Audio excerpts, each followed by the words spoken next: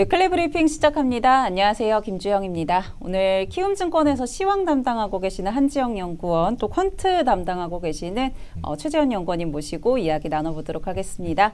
안녕하세요. 네, 안녕하십니까. 네, 지난주 시장부터 한번 먼저 체크를 해보겠습니다.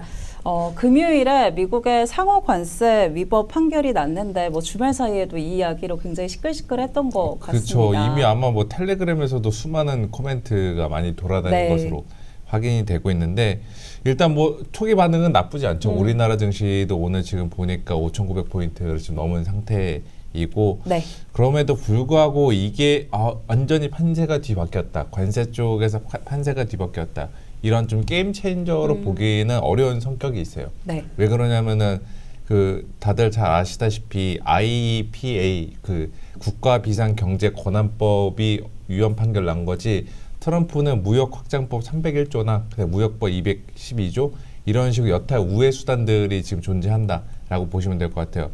그래서 그날 주말에도 이제 무역법 122조를 토대로 전 세계 국가한테 내가 관세 15% 부과하겠다 이런 식으로 엄포를 놓은 만큼 이 관세에 대한 불확실성이 완전히 소멸되기는 어렵다. 이 정도로 보시면 될 것 같고 일단 우리나라 증시도 관세 피해주 국가였던 만큼 오늘 증시 반응은 괜찮은 것 같아요. 그런데 이게 전체적으로 작년 4월 이후로 완전히 관세 리스크가 제거된 건 아니다. 이런 식의 관점으로 보시면 될 것 같습니다. 그래서 이번 주 24일인가에도 또 트럼프 연설이 있는데 그 연설에서도 추가적인 관세 횡포가 있을 가능성 저는 다분하다라고 좀 생각하고 있습니다.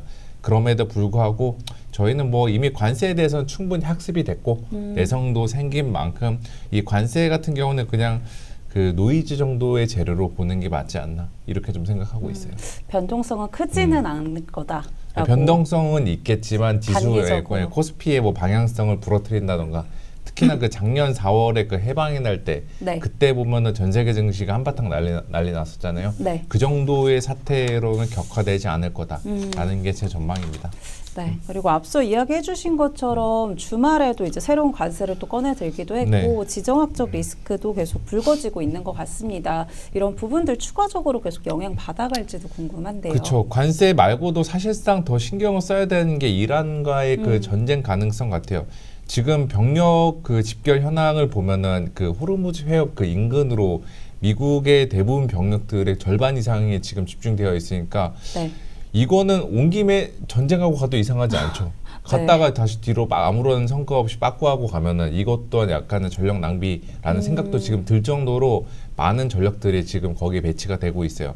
그렇게 됐을 때 실제로 이 둘이 예전처럼 약속 대련이 하듯이 서로 한두 방씩 주고받고 하는 게 아니라 국가 간에 한번 제대로 부딪혀보자.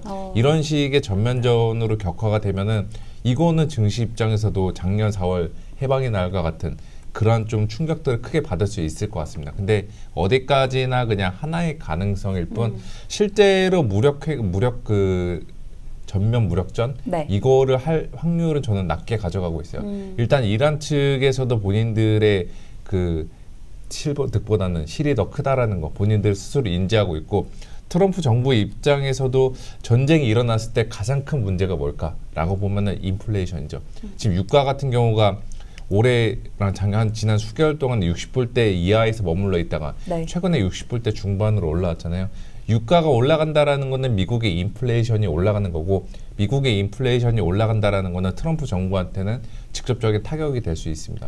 그래서 저는 이것들을 감안해서 보면은 위협 정도의 신호는 이란한테 계속 보내겠지만 이게 실제로 이란을 전면 공격한다든가 그런 식의 워스트 시나리오 확률 자체는 저희가 지금 낮게 가져가는 것이 맞다. 이렇게 좀 보고 있습니다. 그럼 여러 가지 이슈들이 계속 불거지고 있는데 이번 주 증시 전망, 미국 증시 어떻게 보고 계실지도 미국 궁금합니다. 증시 진짜 예전 미국 증시 같지가 않잖아요. 지금 올해 연초 이후로 나스닥 수익률을 보면은 2%인가 1% 정도에 그치고 있으니까 예전엔 나스닥이 아니죠. 그렇게 됐던 거는 결국에 나스닥의 시장을 캐리해왔던 AI주들의 수익성 불안이 지금 계속 되다 보니까 이들 주가가 못 가고 M7 못 가고 나스닥이 못 가고 이런 식의 연쇄의 부정적인 반응들이 나타나고 있는 것 같아요. 그 부정적인 연결고리 반응을 끌어낼 수 있는 게 끊어낼 수 있는 게 이제 엔비디아 실적, 뭐 코어웨이브, 그리고 세일즈포스, 델 네. 이런 업체들 AI 및 테크 관련주들 실적 이게 저는 뭐 관세도 중요하고 중동 사태도 중요하지만 이번에 AI 실적이 더 중요하다, 분기점이 될 거다 이렇게 좀 생각하고 있습니다. 계속 재미없는 사실 이제 박스권 움직임이 계속 이어지고 있는데 결국에는 실적에 좀 주목을 해봐야 네, 될 것 맞습니다. 같다라고 짚어주신 것 같고요. 저희 이어서는 금 관련해서 좀 이야기 나눠보도록 하겠습니다. 최근에 리포트를 좀 내놓으셨는데 뭐 금이랑 주식이랑 상관관계가 좀 높아지고 있다라고 이야기를 해주셨어요.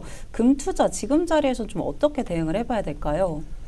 네, 그 금과 관련된 자료를 작성을 했는데 이제 금이 최근에 뭐 주식 시장이 또 워낙에 좋다 보니까 이제 금이 약간 1월 말에 주춤한 이후로 네. 약간 좀 소외되어 있는 것 같아요. 금이 뭐 등락을 계속 거듭하고 있긴 한데 근데 시장 컨센서스로 보면 일단 금 가격은 여전히 올해를 봤을 때 하반기까지 점진적으로 좀 올라간다라는 의견이 시장 컨센서스인 것 같습니다. 뭐 그런 배경에는 당연히 뭐 인플레이션에 대한 해지 수단도 있거니와 그런 이제 특히나 미국을 중심으로 한 재정 정책에 대한 불안 요인들이 상존하기 때문에 글로벌 중앙은행들이 지속적으로 금에 대한 수요를 가지고 있다. 이런 부분들이 그 배경이 되고 있어서 금 하나만 놓고 본다라고 하면은 변동성은 있겠지만 이게 좀 완만하게 올라가는데 저희도 좀 동의를 하고 있는 상황인데요.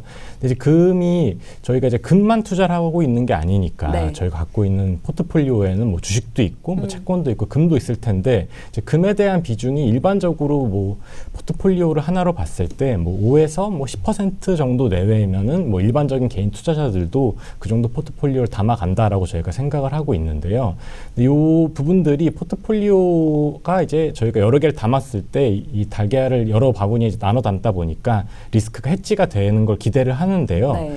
근데 이제 최근에 금 자체가 되게 투기적인 수요가 많이 붙다 보니까 주식이랑 상관성이 되게 높아진 상황입니다. 그러다 보니까 시장의 위험 자산에 대한 선호 심리가 높아지면 같이 갔다가 꺾이면 같이 떨어지고 하다 보니까 포트폴리오 관리 측면에서 이제 금에 대한 비중을 너무 높여가기보다는 이제 금에 대해서 좀 할당할 수 있는 여력이 있다면 그걸 좀 다른 대체 자산으로 나눠가는 것도 저희가 하나의 포트폴리오를 봤을 때 그 이제 안정성을 좀 도모할 수 있는 방법이다라고 좀 생각을 해볼 수가 있겠고 이제 그런 측면에서 어떤 대체 자산군들이 있는가라고 하면은 저희가 뭐 ETF로도 쉽게 접할 수가 있는데 대표적인 게 뭐 리츠라든지 아니면 뭐 글로벌 실물 자산 또 아니면 글로벌 인프라 같은 항목들로서 저희가 이제 금에 뭐 100%의 비중을 준다라고 할 때 그걸 뭐 반반 이런 식으로 나눠간다라고 하면은 저희가 최근에 이제 금과 주식의 상관성이 높아지면서 생겨나는 변동성들을 조금 이제 많이 완화할 수 있다라고 볼 수가 있기 때문에 뭐 그런 측면에서 금을 저희가 포트폴리오 단위로 접근해 보는 것도 지금 고민해 볼 필요가 있다 이런 말씀 이제 드리는 자료였습니다. 네, 뭐 장기적으로는 당연히 긍정적으로 보고 계시기는 한데 뭐 비중을 지금 자리에서 확대하기보다는 좀 다른 대체 자산도 살펴보시면 어떨까라는 투자 전략 짚어주셨고요. 국내 증시도 한번 체크해 보도록 하겠습니다. 오늘도 5,900선 위로 올라섰었는데 이번 주 증시 전망 어떻게 좀 살펴봐야 될까요?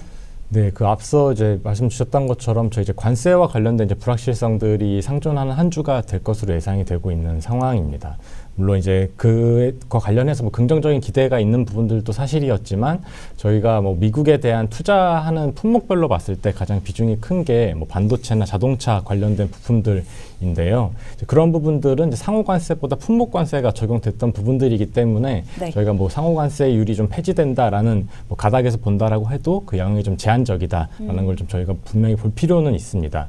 그럼에도 여전히 국내 증시의 뭐 대형 이제 IT 업종들을 중심으로 실적 개선세가 굉장히 이제 가팔랐기 때문에 글로벌 피어 증시 대비해서도 밸류에이션 부담이 상대적으로 좀 낮아져 있는 상황이고 이제 그런 점에서 여전히 그런 IT 업종을 중심으로 한 실적 모멘텀들이 지금 불고 있기 때문에 저희는 이제 국내 증시를 본다라고 하면은 여전히 뭐 현재의 비중을 유지하면서 대응해야 되는 한 주가 아닌가 이렇게 좀 생각을 하고 있습니다. 그리고 지난주를 또 체크를 해보면은 뭐 증권주들 계속 신고가 랠리 이어지고 있고 상법 개정안 관련한 종목들도 계속 흐름이 강한 것 같습니다. 이번 주에 뭐 본회의 이제 상정이 된다라는 이야기도 있는데 이런 흐름들 계속 이어질 수 있을까요? 네, 일단 뭐 결과론적으로 보면은 저희 그 시중의 그런 유동성이 굉장히 많이 풀려 있는 상황이기 때문에 네. 정책 드라이브가 걸림에 따라서 정책 모멘텀도 분명히 있을 수 있다라고 저는 생각을 하고 있습니다. 분명히 이제 상법 개정안이 좀 어떤 식으로 구체화되는지, 뭐 유예 기간이 어떤지, 적용 범위가 어떤지 이런 부분들에 따라서 좀 차등적으로 종목별로 차별화되는 모습들이 나타날 수는 있겠지만 여전히 정책 드라이브가 좀 긍정적인 흐름을 만들어내는 시장이라고 저희는 좀 판단을 하고 있고, 근데 그럼에도 현재 좀 실적과 관련된 부분들을 저희가 뭐 완전히 떼어놓고 볼 수 없는 부분들이기 때문에 최근에 뭐 보험 업종이 특히나 이런 상법 개정과 관련해서 지난주에 성과가 좋았는데 뭐 네. 일각에서는 다른 뭐 은행이나 증권 업종과 같이 실적이 뒷받쳐주지 못하는 종목들도 좀 있기 때문에 그런 거를 좀 선별적으로 대응해야 된다라는 시각들도 좀 저희도 좀 동의를 하고 있습니다. 네, 같이 한번 체크를 해봤고요. 뭐 저희 앞서서 증권주나 금융주 이야기했는데 이번 네. 주 주목할 업종이 또 있을까요? 뭐 아무래도 반도체겠죠. 근데 반도체 전체적으로 주목하는 거 맞는데 투자자들이 이제 나 반도체 말고 그 안에서 전자나 닉스냐 승부 보려고 하시는 분들이 있을 것 같아요. 지금 시세 보니까 삼성전자가 지금 20만 전자 눈앞에 두고 있고 네, SK 하이닉스도 100만 닉스 눈앞에 두고 있는 상태잖아요. 네. 둘 중에 누가 먼저 저 상징적인 레벨을 돌파할까 여기에 대해 관심이 많은 것 같고 또 이것도 있죠. 그 전자나 닉스냐 선택사항이 주어지는 그 고민거리 중에 질문 중에 이거 있잖아요. 엔비디아가 이제 차세대 GPU 베라 루빈을 듀얼 빈으로 해서 네. 최상위 그 HBM이랑 차상위 HBM 이 두 개로 가져가겠다라고 하는데 최상위 쪽에서는 삼성전자가 유리하고 그 차상위 쪽에서는 SK 하이닉스가 유리하죠. 물량단에서 보면은 SK 하이닉스 쪽으로 저희가 들어가는 게 맞고 네. 또 가격이나 그 전체 수익성 단에서는 전자로 들어가는 게 맞는데 이거는 저희가 계속 뉴스플로우를 추적해 봐야 될 것 같아요.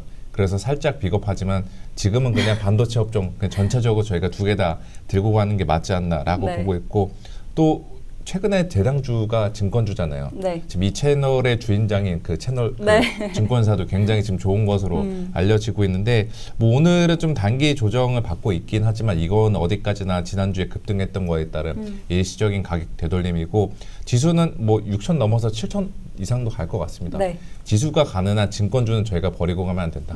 이렇게 좀 말씀을 드릴게요. 네, 지수는 계속 우상을 할 거니까 네. 증권주도 역시나 흐름 좋을 거고 반도체 역시나 이번 주에도 중요할 것 같다 이야기해 주셨는데요. 아무래도 엔비디아 실적 발표도 있고 네, 하다 맞습니다. 보니까 그런 이야기 해주시는 것 같습니다.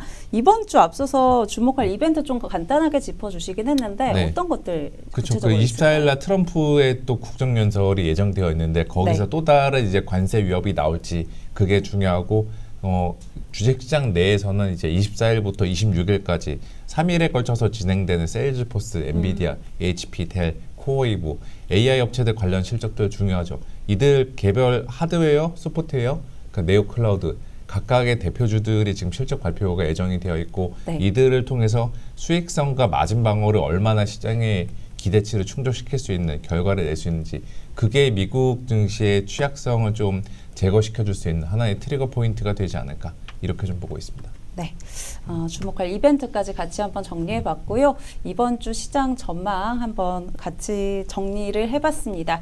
이번 주에도 성공 투자하시면 좋을 것 같고요. 저희 여기서 도움 말씀 네. 듣도록 하겠습니다. 고맙습니다. 감사합니다.